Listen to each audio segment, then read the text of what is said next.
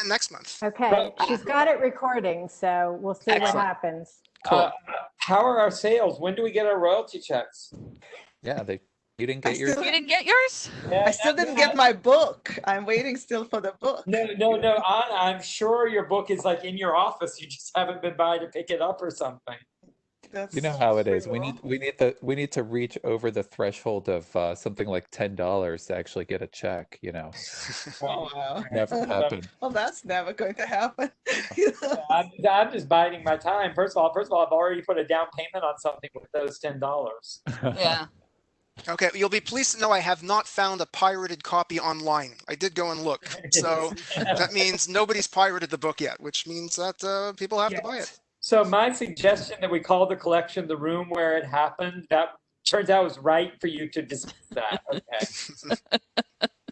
Because otherwise you get a lot of very disgruntled pirates.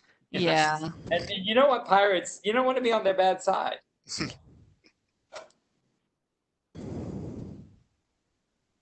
I am sitting not far from where Jean Lafitte was active.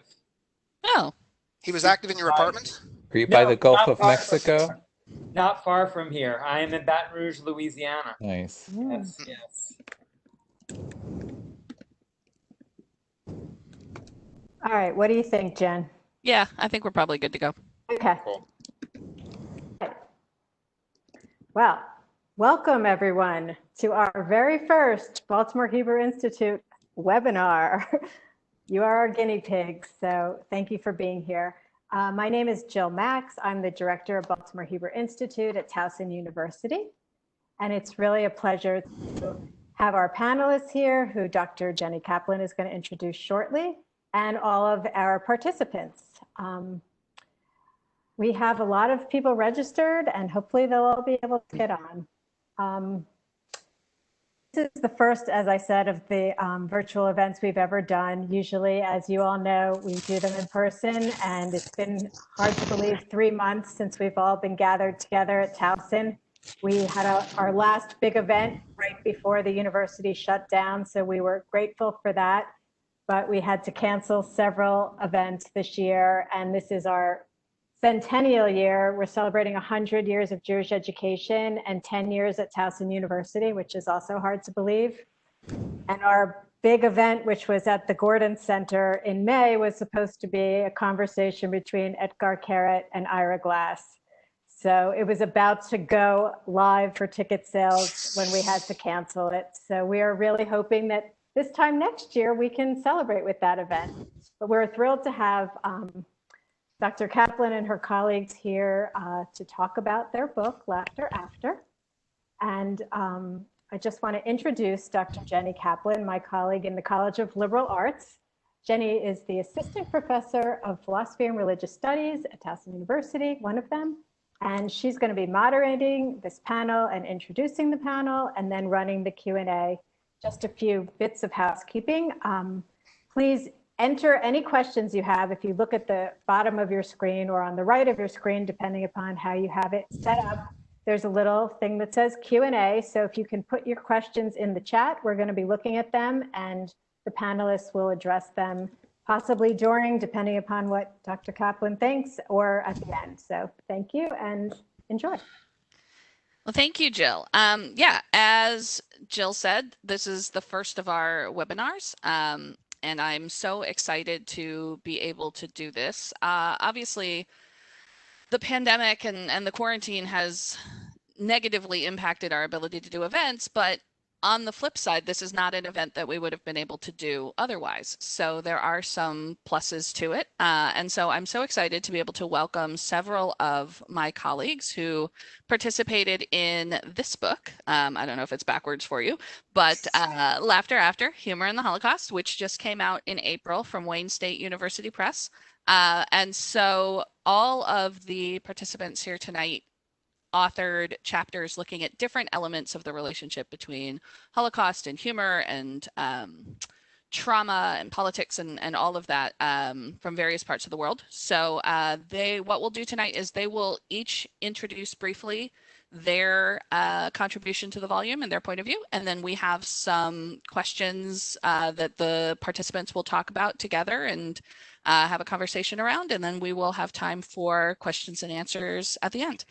So let me introduce all of the discussants, and then we will launch into the conversation. So with us tonight, we have Dr. Mark Kaplan, who's currently visiting professor in the Taub Department of Jewish Studies at the University of Wrocław, Poland. We have Dr. Avinoam Patt, who is the Doris and Simon Conover Chair of Judaic Studies and the Director of the Center for Judaic Studies and Contemporary Jewish Life at the University of Connecticut. And Dr. Patt is one of the editors of the volume, one of the visionaries who put the whole thing together. We have Dr. David Schneer, who is the Louis P. Singer Endowed Chair in Jewish History at CU Boulder. We have Dr. Anna Sternschus, the Al and Malka Green Professor of Yiddish and Diaspora Studies at University of Toronto and a recent Guggenheim Fellowship recipient. And we have Dr. Jared Tanny, who's the Assistant Professor and Block Distinguished Scholar in Jewish History, Department of History at the University of North Carolina, Wilmington. So Associate professor, but that's okay. Associate Professor, sorry. I just demoted you to hang out with me down in the cheap seats. So welcome to all of our panelists. Thank you all for being here. So we wanted to start with a question about the nature of humor. And I think it's a question that's very relevant to this topic of Holocaust humor, but it's also relevant to the world in which we find ourselves. So do you think that there is anything that should be off limits for humor? Are there jokes that cannot be made, should not be made, topics that should not be treated in a humorous manner? So in no order other than the fact that Jared is still on my screen, let's start with Jared. Oh, okay. I thought we were going to talk about our chapters first, but that's okay. I'll just. Oh, yeah, I'm so sorry. Yes, do that first. Talk about your chapters first. I'm sorry. Okay. Yeah, go ahead, Jared. I'm still on your screen. You want me to Yeah, go ahead? you're still on my screen. Okay, so go great. ahead. All right. Thank you so much, Jenny and Jill, for organizing this. This is really, really terrific. We had so much fun doing it back in April, and we're doing a variation on it now. Jenny said keep the remarks brief, so I'm just going to talk about one aspect of my paper.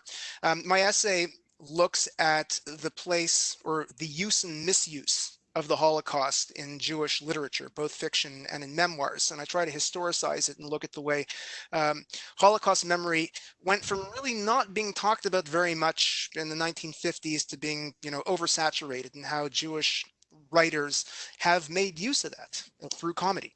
And they've done it for multiple reasons, some seemingly pernicious, and some did it to make a point regarding the ways in which Holocaust memory has been exploited by others.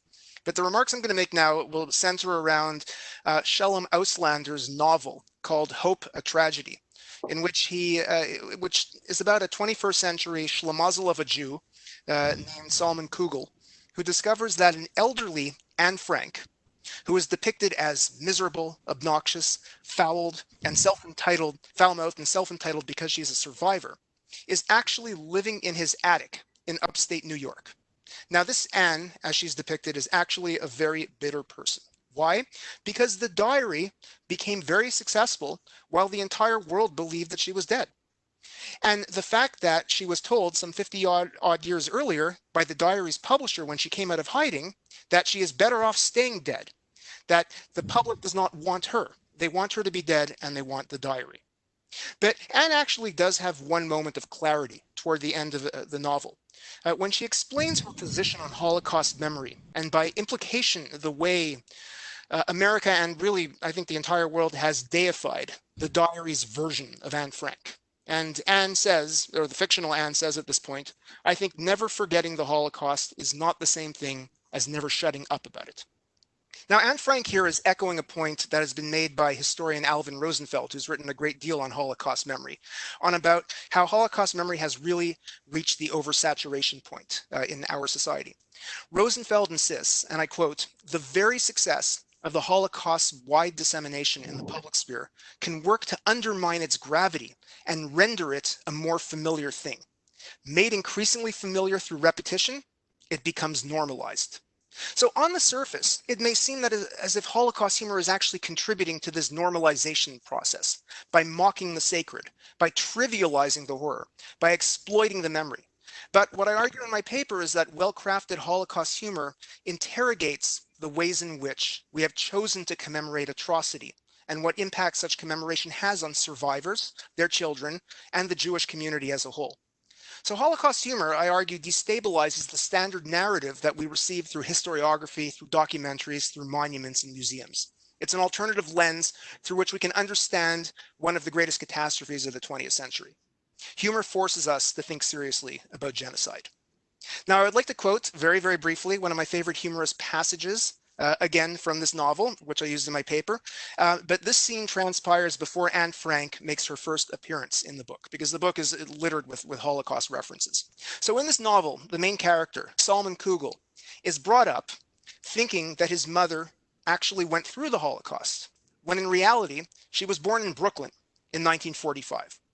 So one day when Kugel was 8 years old, his mother came to his bedroom with a picture book and a lampshade. And I quote, "She brushed the hair from his brow and told him that it was time he learned about a terrible place known as Buchenwald. Flipping through the book, which was called The Holocaust, she showed him photo after photo of mass graves, starved prisoners, piles of naked corpses. And she said, 'That's your uncle. That's your grandfather's sister. That's your cousin's father.' Perplexed yet inquisitive, Kugel asked her why she brought him a lampshade. And I quote, 'That,' she said with a sigh, 'that's your grandfather.' Then she buried her face in her hands and wept. Kugel held the lampshade in his hands and turned it over and then asked, 'This is Zadie?' Mother nodded and composed herself. 'You see what they do to us? There's no peace, wherever we go, wherever we hide. Terror and more terror and more terror.' 'But,' Kugel responded, 'but it says made in Taiwan.' Mother looked at him, disappointment and anger in her tear-stained eyes. 'Well, they're not going to write made in Buchenwald, are they?' But even after he learned the truth, Kugel decided to humor his mother. Why? Because he realized that she had co-opted the trauma into her identity to help her cope with her husband's abandonment of their family. And I quote Auslander's narrator again. "She seemed to need the war, and he was pleased to be able to give it to her. At last there was something other than hate that young Kugel could give to the mother he so adored. He could give her suffering." So I think this makes a very important point about the saturation of Holocaust memory and the way we sanctify survivors in society. Of course, Kugel did not know what he was up against, because then Anne Frank showed up in his attic about 30 pages later, and he had to grapple with that instead. All right, I'm going to leave it at that, and I will turn things over to our other participants. Okay, Anna, would you like to give us a brief overview of your contribution? Sure. First of all, thank you. It's great to be here and see you all again, and although on the screen. So my chapter is started with a story of how 20 years ago, librarians in the Ukrainian National Library found 15 boxes with handwritten Yiddish documents in them. And after some research turned out that these were songs and stories written by Soviet Jews who were being killed in Ukraine during the Holocaust, and also was stories and songs written by Red Army soldiers and also Jewish refugees who spent the war in Kazakhstan and Uzbekistan. And one of the biggest shockers of this finding, of this discovery, was about 1/4 of these materials was humorous. It was written sometimes by people who were about to be killed. Sometimes it was written by people who lived through the war and were soldiers in the trenches. Sometimes it was written by refugees who went through unimaginable suffering. And yet they were jokes about that experience. So my chapter asks, analyzes this jokes and also humorous songs, and asks this question: what did these people find funny and why? And also what we can learn from these materials about the role humor plays in during the war, and how it relates to larger issues of violence and suffering. Thank you. David, would you like to tell us about your work? Sure. I wrote an article about a Dutch Jewish communist cabaret singer named Linyal Dati, and her satire called "How Does the Tsar Drink His Tea?" or "Wie soll trinkt der Kaiser Tee?" She sang it from the first performance in Amsterdam in 1935, and she sang it in 1985, so 50 years later, for an Amsterdam audience, 50 years of satire. Now, how does Yaldati provide Holocaust humor around the Holocaust. Well, she was also an Auschwitz and Bergen-Belsen survivor, and she did her best to speak out about the Holocaust from the end of the war until her death in 1988. Did she manage to maintain the satire of the song? I'm not going to tell you that, so you can buy the book. Excellent. Let's go to Avinoam. Okay. So thank you, Jenny, and thank you to Jill and to Jenny for organizing this program. And thanks to all the contributors. It's very exciting to see everyone in our, as you said, this would not happen under other circumstances. So it's nice to see everybody together. So as David just plugged, right, I want to thank and mention my co-editors for the volume, David Slucki, who is in Australia and would have joined the call from tomorrow if we needed him. That's how dedicated he is to this topic. And Gabi Finder, who's at the University of Virginia. And thank all the contributors. This really is, this is one of these edited volumes that came together very quickly because we had amazing contributors who were very dedicated to the topic. And I think one of the things that motivated the volume coming together is this issue of timing. Sort of, I can already see we have a question in the chat about Life is Beautiful.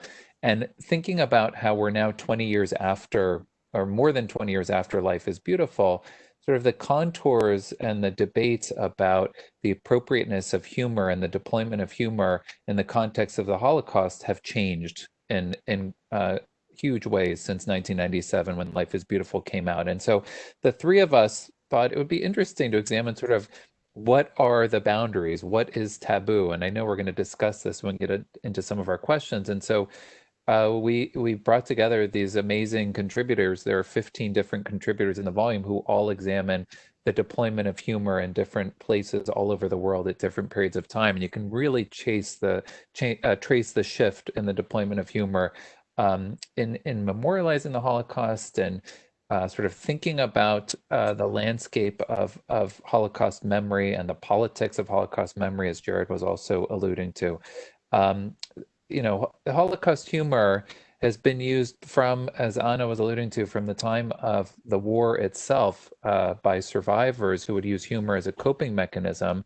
And even before the war, we can think about the uses of humor as a weapon to take down fascists and to take down Nazis and to take down dictators.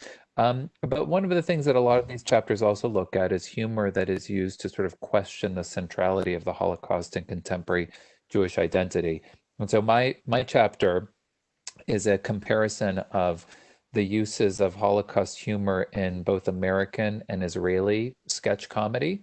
And so I look at some of the familiar examples of sketch comedy that you might be familiar with in the American context, both episodes from Saturday Night Live, which I'm sure we'll talk about later, Curb Your Enthusiasm. David Slucki writes about Seinfeld and Curb Your Enthusiasm as well in his chapter on sitcoms. But then I also compare the American context, things like Amy Schumer and Sarah Silverman.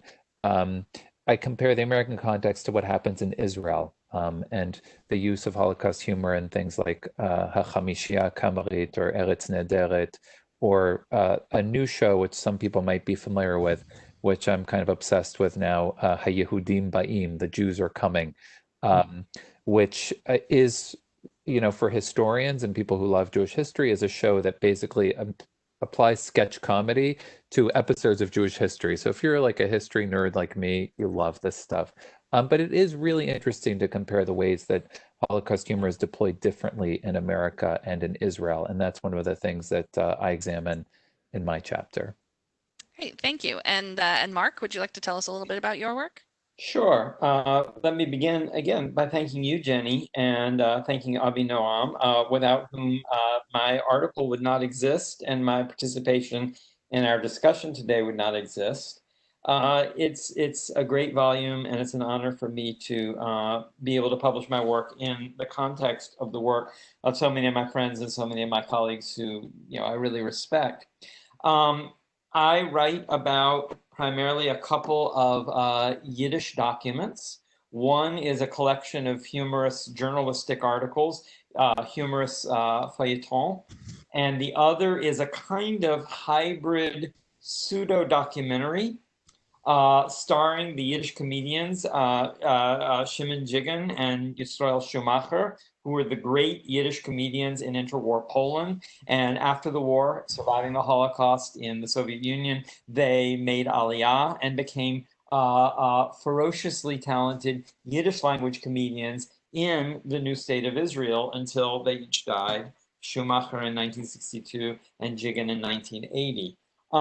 These are very strange works. Neither of them are particularly well known outside of Yiddishist circles or Holocaust studies circles.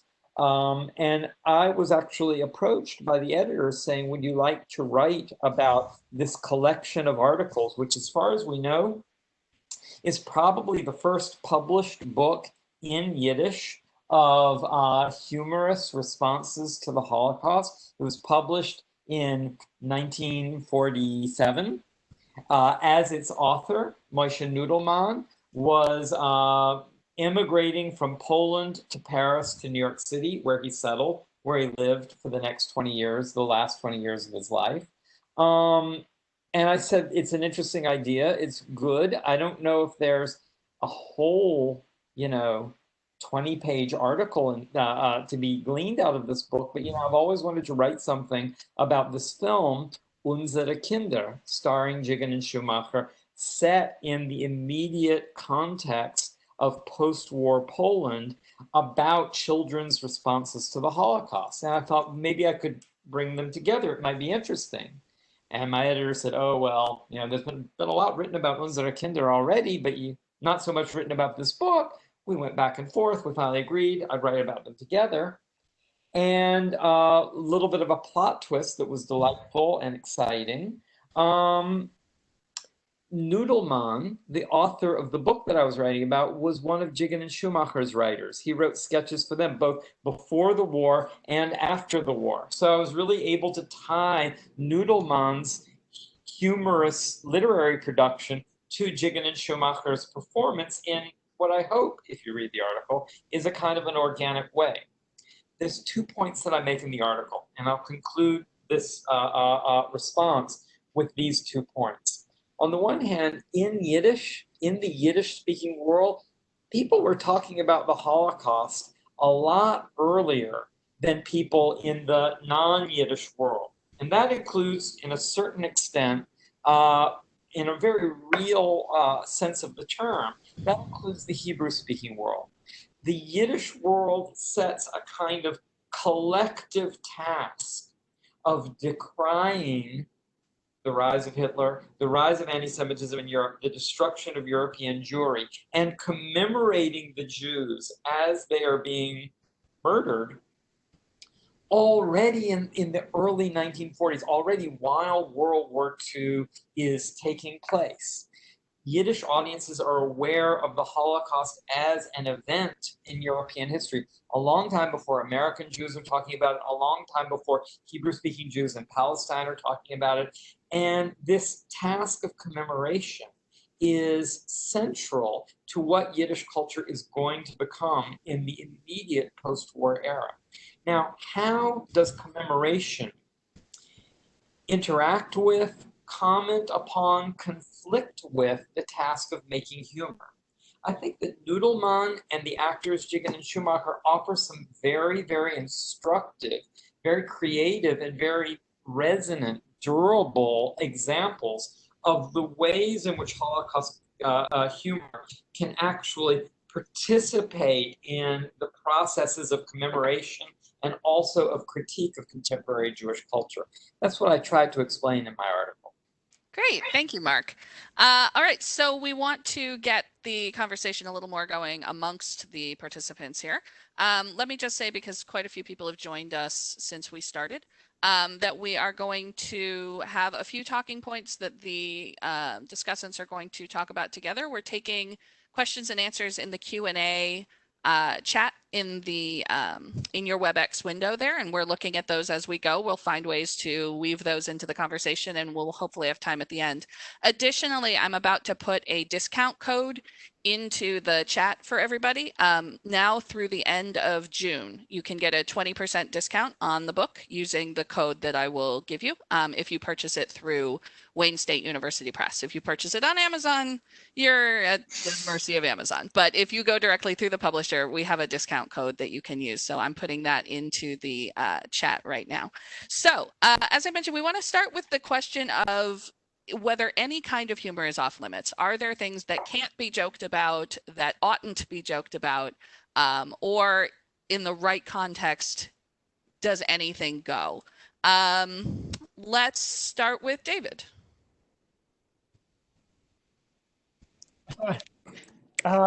So I wrote an article about Lynn Yaldati and her satire, but I don't think there should be anything off limits for humorists. I do think, though, that one wants to ask if humor is the right approach in a given moment. So, for example, in 2017, as part of Donald Trump's inauguration, Samantha Bee, the humorist whom I watch on occasion, made fun of the inauguration and the first months of his presidency, even doing a bit part with doomsday writer Masha Gessen and how she predicted fascism. And yet I had to think, had she done a bit of humor and protested in the streets or something to that effect, we might be in a different place. I'm not saying that humor or protesting is the context for everything to be changed. Someone who is a humorist like Samantha Bee should do an and, not an or. An ironic humor with the bit on Masha Gessen and fascism, and going out into the streets to protest DACA, environmental legislation, and the bans on immigration from specific Muslim countries. So I don't think there is like an off-limits way to go for humorists, but I do think humor needs to be in concert with protest. Okay, I'm not particularly married to an order here, so if anybody wants to, Mark, okay, I see your hand. I think that you're going to likely hear from all of us that, we don't believe that there should be limits on humor, because we study humor, we're scholars of humor, so obviously we believe in the idea of humor. I want to talk about partly in response to what David has said, and partly on a methodological level. I think that people who say, well, there ought to be subjects that are off limits from humor, there ought to be subjects that you don't make fun of, I think that they are misinterpreting the way in which we understand humor and its uses. I think people think that humor is being frivolous. I think that people think of humor as not being serious. I think that that's a tremendous disservice to the role that humor can play in our social discourse. Humor is serious work. Humor does serious work. Humor is a mode of critique. And humor in particular is the mode of critique that has served Jewish people well, that has served a lot of people who did not have access to political power. In the absence of political power, humor is a weapon. And I think that the writers that I write about in my article, and I think that probably almost everybody who is being considered, at least among the generation that witnessed the Holocaust, that survived the Holocaust, that status, of using humor as a mode of critique, as a mode of self-defense, as a mode of political action was very important. When I say humor is a mode of political action, I have essentially summarized the entire history of modern Yiddish literature in a single sentence. I think that we can contrast humor maybe with other modes of artistic creation. If we're thinking about, the history of the 1960s or the civil rights movement, and we think about, a song like "Blowin' in the Wind" or, "The Lonesome Death of Hattie Carroll," if we were to say, oh, well, we have a song about civil rights, so we don't need to march in the streets anymore, that would be inaccurate. But I think that, we need to understand the complementarity of humor to other modes of social action. Nobody is saying that, all you need to do is sing a song. Nobody is saying if you make fun of Hitler enough, or you make fun of Donald Trump enough, he'll just go away, But this is a component of our resistance. And it's just as legitimate as a lot of other things. Not everybody can physically march, and not everybody can participate in a given event that's happening in a given location. But humor or songwriting or talk shows or any number of cultural productions can raise people's awareness and can spark ideas and arguments that become productive in ways that resonate beyond the limits of the punchline. Great. We'll go to Avi next. I wanted to quickly address one of the questions in the Q&A. Somebody asked whether any survivors were interviewed and what their opinion of the subject is. Correct me if I'm wrong, but I don't think any of the participants we have here today were doing ethnographic. Anna, you did some? Okay, so maybe you can address that. There were other chapters in the volume that had that were dealing with topics where they talked directly to survivors as well. So the book itself is a mixture of looking at primary documents and speaking to people. So actually, Avi, why don't we go ahead and go to Anna next so that she can maybe address that a little bit as well, and then we'll come to you after that. So, it's interesting how both the words humor and Holocaust starts with H, and there's a topic that I can think of very few topics that provoke that kind of passionate, response to putting those two words together. And I do want to say that survivors, if they are ever asked about humor, because that does not happen very often during interviews, they're not, that's not what people want to know. They want to know if they had faith during the war, how they resisted, well, like stuff like that. But when they are asked about humor, they delight in telling stories about being able to make a joke in a condition of starvation of Lodz ghetto, or finding something funny, sitting in the dugout in some, forest in Belarus and stuff like that. And they delight in recollecting those jokes and thinking of themselves as, Mark said, humor is a weapon, humor is resistance, they're both problematic terms, but survivors actually delight in memories of them being able to laugh in circumstances that, did not ask for that. Although there are some other survivors, like, for example, Pinchas Guter, who became really famous because it's the first hologram survivor, from the Spielberg project. He went on record saying that his mother, after she survived ghetto imprisonment and Lodz and then the concentration camp, she was not able to smile and laugh anymore. And he personally finds that this discussion is not appropriate. So what I want to say is there are a variety of people who lived through the war, and there are varieties of responses.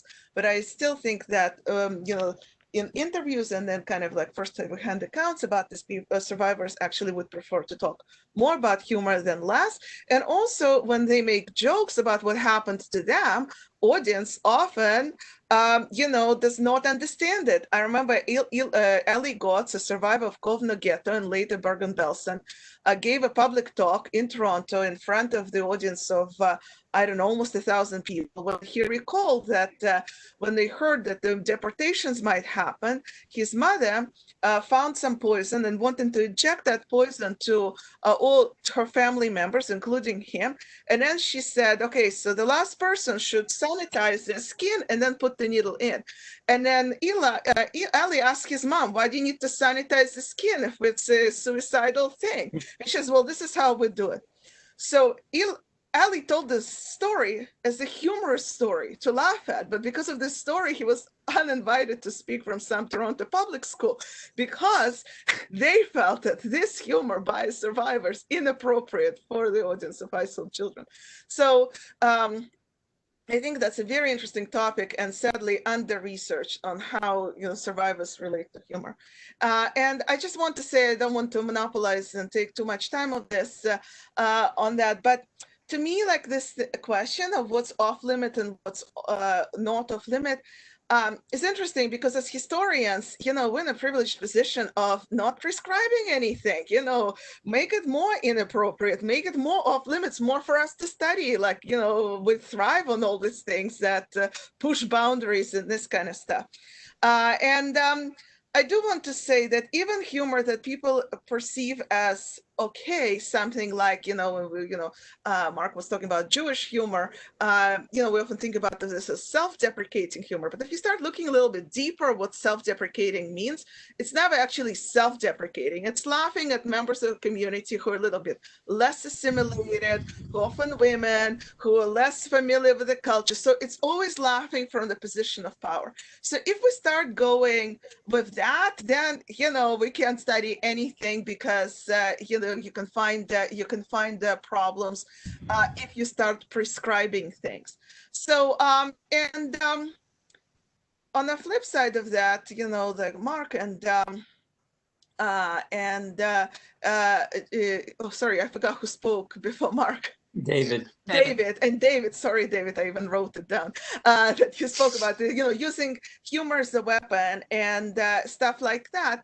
So to me, it's also interesting because in some ways, humor could serve as a resistance, and humor could serve as, expression of dissent and stuff like this. But in so many ways, humor also normalizes situations that could never be normal. In other words, if you live in an unjust society and comedians are able to laugh at things and find an audience, and then people think, I feel better now, I can sleep and I can wake up and go on, then in some ways comedy contributed to that injustice that goes on. So suddenly, like, where are we right now? Is this resistance or is that compliance? So these are just some thoughts on the topic.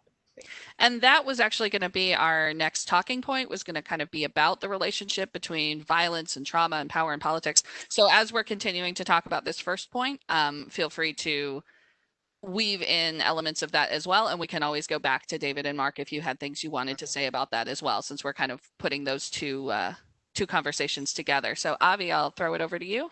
Thank you. This is a lot of fun. I just want to say, like, sort of, hearing everybody's, thoughts, and this is a great group.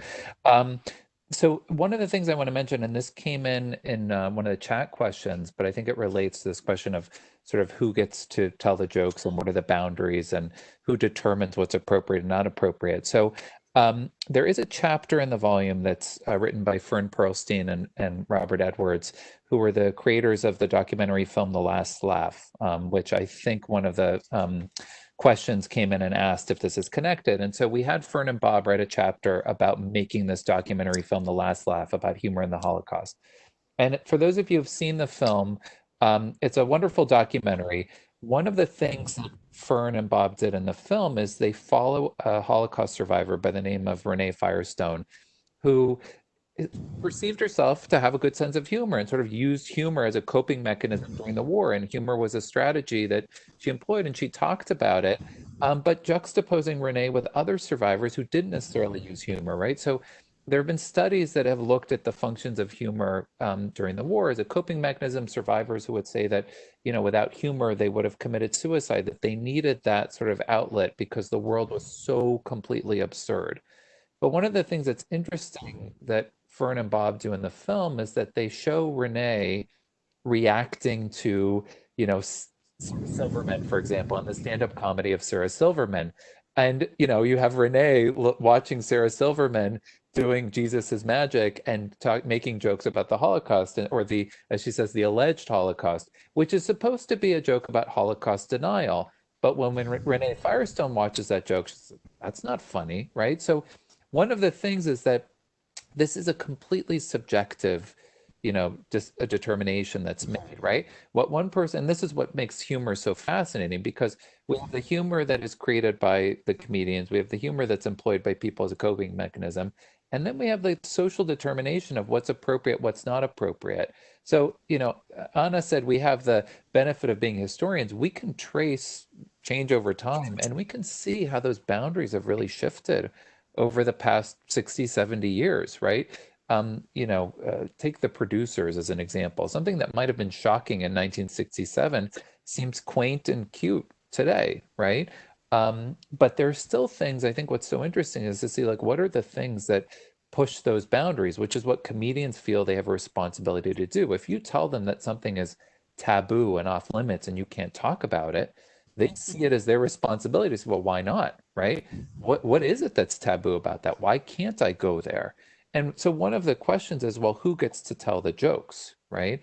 Um, if we have humor that's used as a weapon, that is sort of a weapon of the powerless to attack those who are powerful, a weapon that Jews can use to attack Nazis, right? Then it seems okay. But if we get into a scenario or a situation where we have sort of it's this, and Jenny, you've talked about this, the punching up versus punching down distinction. If it feels like somebody is making light of Jewish suffering during the war, or if it's and it could be, I'm thinking about the example of sort of Larry David's stand-up routine in 2017 on Saturday Night Live, where he's doing his monologue. He's talking about sort of the fact that so many of the, Harvey Weinstein makes him very uncomfortable that so many of those who are, being outed as part of Me Too are Jewish. And then he goes into this question of like, am I someone who's so sexually obsessed too? Like if I had been during the Holocaust, would I have also sort of been continued to be obsessed with sex? And then he makes a joke about what would be a good pickup line in a concentration camp. And it fell flat, right? That joke sort of died and nobody laughed and there was silence. And it's really interesting to think about like, well, why is that, right? Why can he do, an episode of Curb Your Enthusiasm where he makes light of sort of the use of the term survivor in popular culture, and that works, but you can't go on Saturday Night Live and tell a joke about sort of pickup lines that you would use in a concentration camp. That just seems absurd that Larry David would try to imagine that, right? And those are some of the boundaries. And it gets into who gets to tell the joke and what's the audience, which is what I find so interesting. An Israeli audience is going to be prepared to laugh at certain jokes today that an American audience just won't be, right? And there's really big cultural distinctions that exist there. So I'll cut myself off there. And that's actually a really good place to get Jared involved because Jared's written about that exact Larry David joke. And the funny thing is, Jenny, in terms of combining questions 1 and 2, the Larry David incident was actually my answer to question 2. So I'm going to weave that in there, and I'm actually going to start with that rather than what I was going to say for question 1. So hopefully this will all still make sense. But yes, I do want to directly weigh in about Larry David's comedy routine on Saturday Night Live. And in fact, it's the introduction of a paper that I have coming out in the fall about Larry David being a sexual predator on Curb Your Enthusiasm, how he's constantly branded one.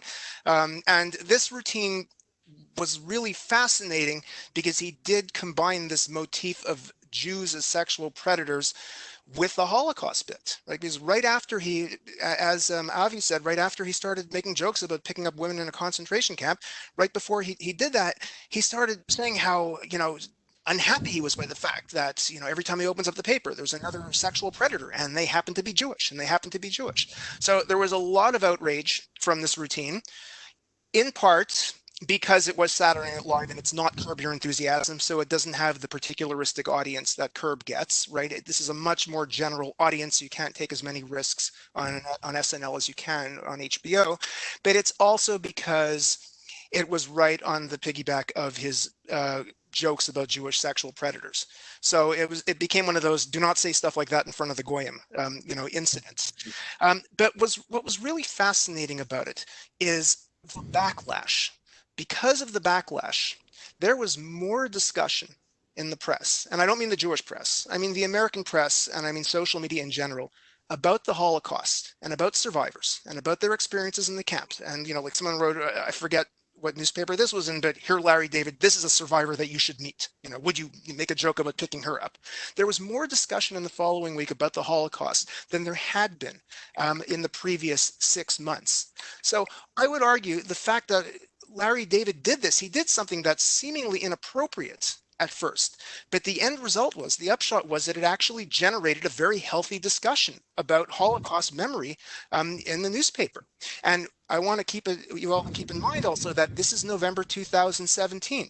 What had happened the previous spring? Well, President Trump gave his first Holocaust Memorial Day speech of his presidency, and he somehow managed to omit any mention of Jews whatsoever. This harks right back to the Soviet Union's commemoration of the Holocaust. Yeah. So, I mean, the fact that Larry David, through something that seems so utterly inappropriate, could generate such discussion about Jews, about Jewish victims, after something like that happened. I would say that that was a very incredibly powerful, comedy routine on his part that was not so obvious at first. I think in many respects it was actually brilliant. And, as I write in the paper, as I conclude in the paper that's going to be coming out in the fall, David's monologue, he makes it clear that there was a Holocaust against the Jews, that incarceration failed to dehumanize its victims by stripping them of their normal impulses, their wants, and their fears, and even their carnal desires. And that an innocuous schlemazel who was insecure about being bald, even in Auschwitz, which was Larry David and part of his joke, would have endured the exact same lethal fate as a venerable Jew like Albert Einstein or a loathsome Jew like Harvey Weinstein, right? At the end of the day, they were all Jews and they would have all been sent to the gas chambers. And in many respects, I found that his joke actually brought the humanity back to the Jewish people with it. And I think that a lot of people really missed that part of it. So, again, Larry David, he's really brilliant and he knows how to do things that are seemingly inappropriate at first, but actually, if you start to think about them a little bit more, there's much more going on. I just have a couple of other very brief things I want to say about the limits of comedy, going back to that first question. And as a true disciple of Lenny Bruce, I agree that there should be no limits on what comedians say in a free and open society. But there are two caveats that I will attach to that. One is they have to be prepared to deal with the consequences of their actions, including backlash, be it from the networks that they do it on, or from comedy clubs, or from even just hecklers, heckling them and walking out, or getting bad press reviews. And the other thing, and I think this is also very important, is that if we are going to judge them fairly, we need to take their intent into account, right? We can't just take into account whether somebody is getting offended or not, because someone will always get offended no matter how innocuous the joke. And we really want to think about what is their purpose here, and are they achieving their purpose in doing this? Now, let me offer a contrast. Two incidents that took place in the last few years. They were probably both in 2017 or 2018. And I'm sure you're all familiar with all of them. One was Roseanne Barr. After her TV series got the reboot on ABC, she made an extremely anti-Black, and I think it was Islamophobic too, racist remark against an Obama advisor on Twitter. I have no idea what even sparked it, but she did that. And then sometime around the same time, I think this was in 2017, Bill Maher caused an outrage when he used the N-word on his show on HBO. Both incidents caused a serious backlash, but what ensued was different, right? There were different results. Roseanne simply doubled down on what she was doing, and the end result was that her show was canceled. Which of course is ABC's right. I mean, that's a backlash. They have a brand to protect, and if they feel this person is ruining their brand, they have the right to terminate the contract. And if you do examine, and this gets back to the intent point here, this was a clear incident of a racist joke that was punching down, that served absolutely no purpose whatsoever. There is no serious business that could be gleaned out of analyzing what she did. It was very much from a place of malice. And nothing else. So it is, I mean, if you want to call it punching down, I mean, the person she was attacking was a political advisor, but whether that's punching down or not, nevertheless, it was a racist joke that had absolutely no other purpose whatsoever. Bill Maher, on the other hand, now this is really interesting, because Bill Maher, when he used the N-word, he was having a conversation with a politician from some state far out west, and I'm sure I'm going to get the state wrong, so I won't even name what state it was. And his joke, the purpose of his joke was to actually mock and stereotype the legacy of racism from the region where that politician came from. So he used the N-word saying, oh, in that situation, I would be no, no, no, no, no. And he used the N-word in that context.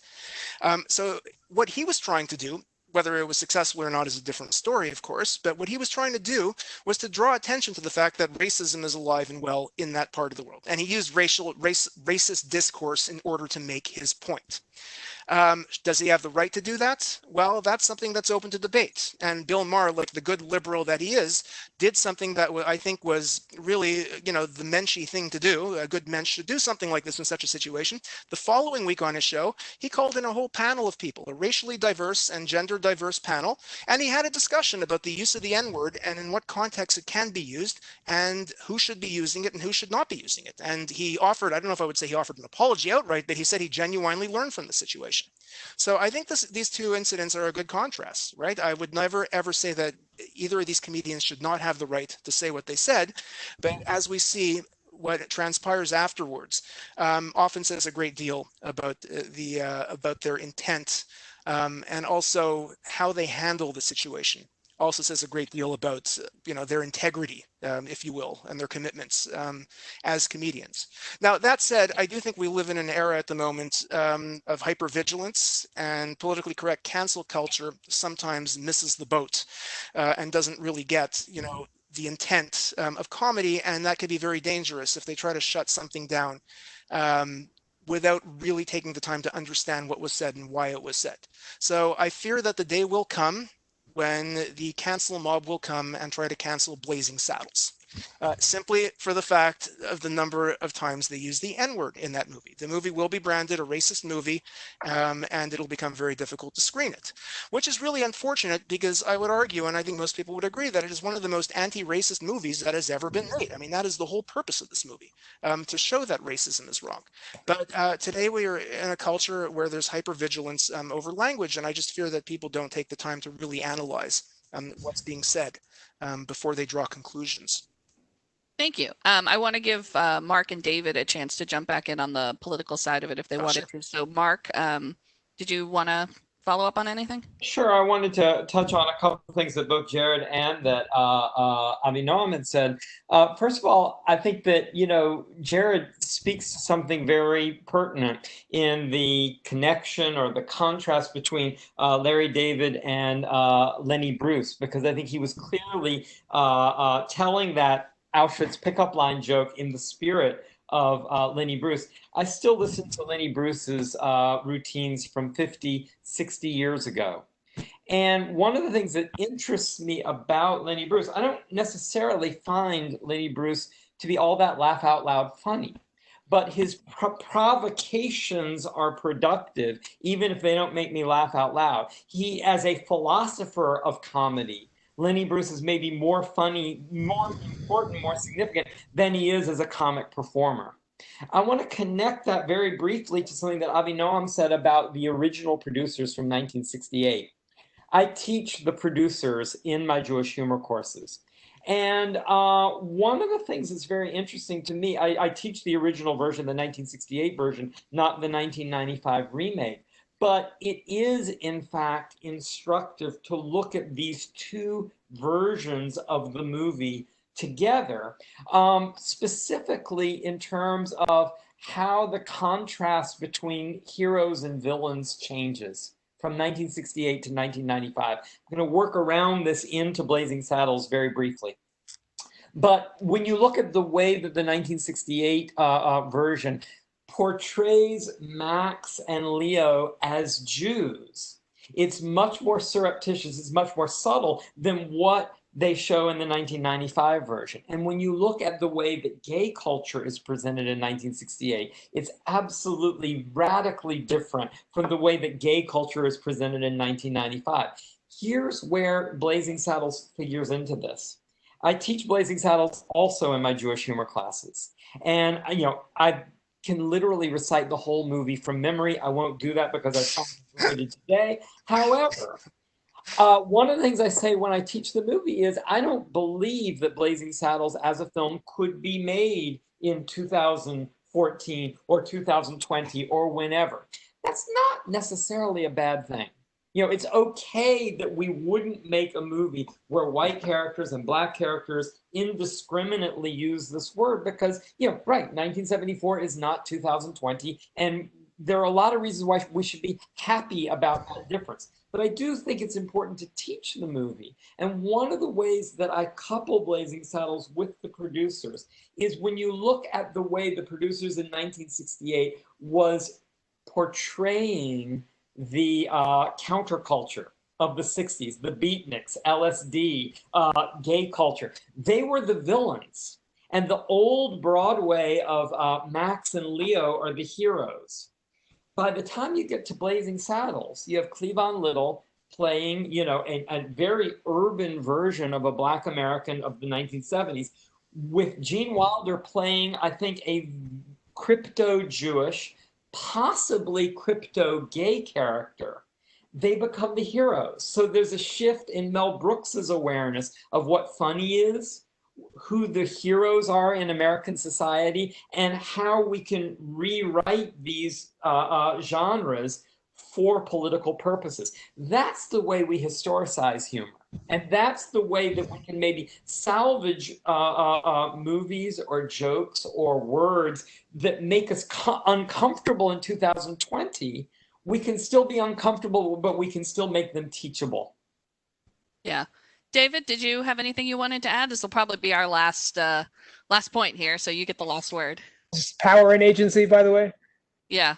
So I think scholars see East Germany, which is from 1949 to 1990, as a totalitarian state, with everyone in it as victims except the Secret Service.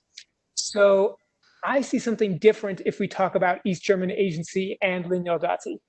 I see East German agency when East German minders tell Lynn how to perform Yiddish songs like How Does the Tsar Drink His Tea? But I see power and agency get waylaid when Lynn Yaldati performs, because she did not do what the East German minders told her to do. Although I look at programs of concerts and their reviews in tomorrow's newspapers, I also look at how she performs. I did not have her concerts on tape or film reel, but I did have the reviews to capture what the audiences saw. I used Lynn Yaldati's song, How Does the Tsar Make His Tea, to show that she maintains her satire, both before and after the Holocaust, to make indigenous East European Jews have a built-in weapon for fighting fascism. She originally sang it as a song in a rabbinic seminary, and about what the Tsar drinks for tea, using a question word called a shaila, which is sort of an exalted way of sort of framing a question. And this suggests it was of great importance to the student. In East Germany, she has a shtetl Jew approaching another shtetl Jew who's been to the capital, who just happened to see the Tsar in all of his natural habitats. So I see the East German state having agency as she tells Lynn what to do. And I see Lynn having agency when she says no. Thank you. We had much more we wanted to talk about tonight, talking about the difference between Holocaust humor in the US and other parts of the world, but this conversation has been so rich that we have run up against our time.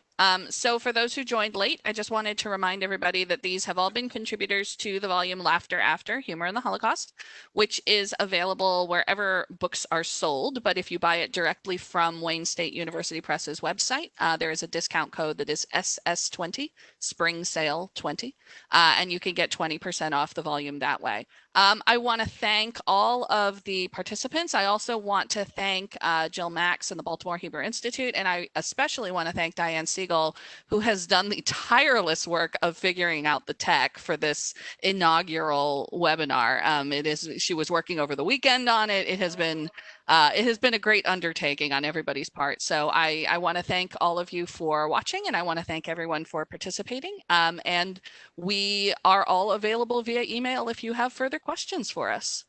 Jill, is there anything you wanted to wrap up with? I just want to thank the panelists. This was terrific, and Jenny, and of course, Diane, and all of you for being our first guinea pigs. And we will have more of these to come, so watch for our emails. And good luck with the book to everybody. Enjoy this. Thank you. Great. Thank you for organizing. Bye, Thank everyone. you. And nice to see everyone. Take See you care. all.